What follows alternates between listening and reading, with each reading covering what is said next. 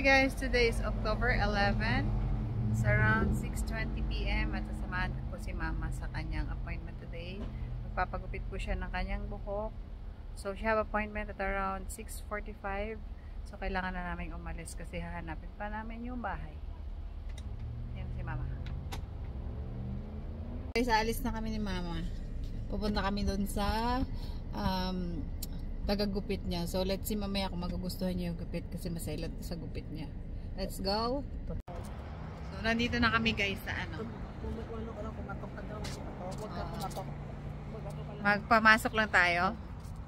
So naglakad na lang kami kasi tawag dito. Mas safe yung sasakyan ko dun sa may pinagparkingan namin. Kaysa dito sa ano. Road kasi to. So nakakatakot mag-park dito. So number 89 yung bahay. So paano natin makikita yung number 89? Appointment at 6:45 p.m. but it's already 7:05 na. And Kuya is still busy. We have a lot of customers.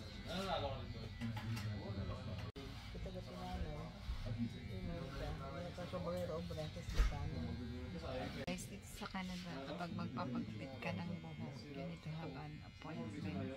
Kasi hindi pwede dito yung mag-walking ka lang. Minsan, sa isang araw, pulibok ka na sila.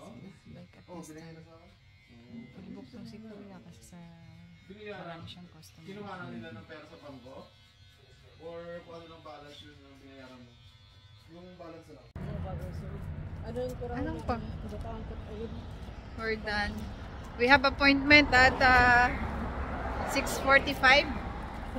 But we done like around 8 p.m. na. Kasi 7:30 na niya na simulang gupitan si Mama dahil marami siyang customer. Dito sa Yeah. pagupit ka lang eh. Oo. Kailangan Magpapagupit ka lang pero maghihintay ka ng mga isang oras. Kahit meron ka pa palang appointment, no?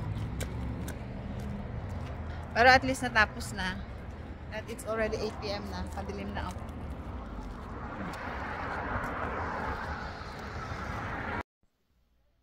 So dito nga pala sa Canada guys, kapag nagpapagupit ka ng buhok, is worth $25. So kung meron ka talagang talent sa paggugupit ng buhok, you will earn a lot of money talaga. Kasi nga, if you like have 10 customers a day, so magkano na agad yung 10 customers worth $250. So in just 2 days, so you can earn like $500. At ang $500 na yan, ma-earn mo yan sa full-time job mo ng 5 days. Right? So maganda talagang meron kang talent sa paggugupit kasi maraming nagpapagupit dito. At ganun siya kamahal. So if you have that kind of talent guys, you are very lucky in this country. Kasi nga, kikita ka talaga ng malaking pera. And pwede mo na rin siyang gawing full-time job mo kasi if you have your own house, pwede mong gawing salon ang basement mo. Kasi maraming nagpapasalon din dito guys. Especially mga Filipino. Alam mo naman mga Filipino, 'di ba?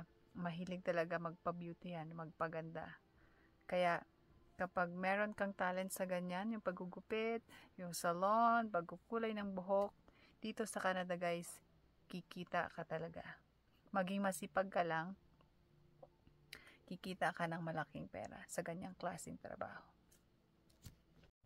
So this is MRN channel guys. So if you're new to my channel, please hit like, share, and subscribe.